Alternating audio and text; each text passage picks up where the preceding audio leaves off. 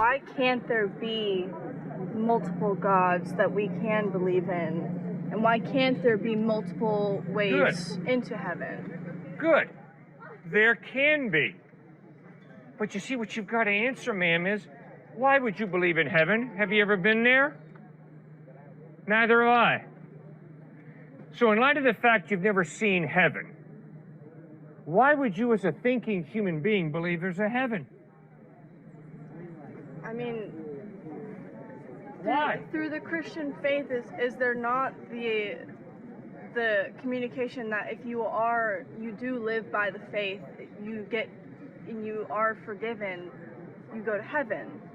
Yes, but ma'am, my being convinced that I'm going to heaven is based on one thing: the trustworthiness of Jesus Christ. Because I've never been to heaven.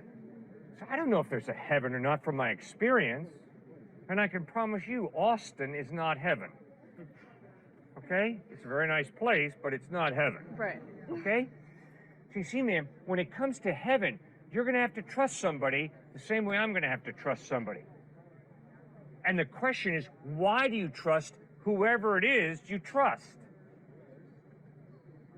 So because Muhammad contradicts Jesus, and because Jesus contradicts the avatars of Hinduism, and because the avatars of Hinduism contradict Siddhartha Gautama Buddha, and because they all contradict Baha'i faith, you've got to be on the intellectual level of a cockroach if you say they're all saying the same thing. They're not, ma'am. They're contradicting each other. So either they're all wrong or one of them's right. And now you got to study the Gospels for yourself, Matthew, Mark, Luke, and John, and you got to ask yourself, does the evidence point to Jesus being the truth? And if it does, trust him. But if the evidence is that Christ is a liar, you'd be a fool to trust him. Do not trust Jesus if the evidence is he's a fraud, he's a hypocrite, he's a liar. Don't trust him. But if the evidence is he's totally reliable, if the evidence is he really did die and rise from the dead, then you can trust him, and he's the one who promises heaven to everybody who puts their faith in him.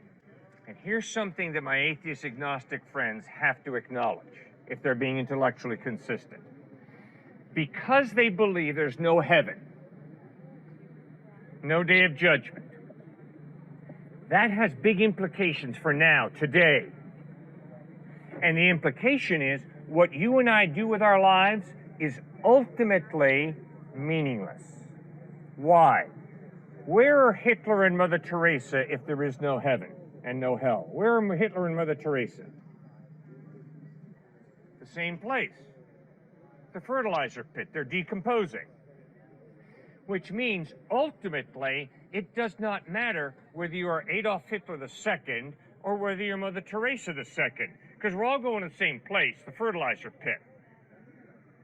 You see, Jesus says, no, there is eternity out there, and there's a heaven and a hell, and there's a day of judgment, which means the decisions that you make today are really significant.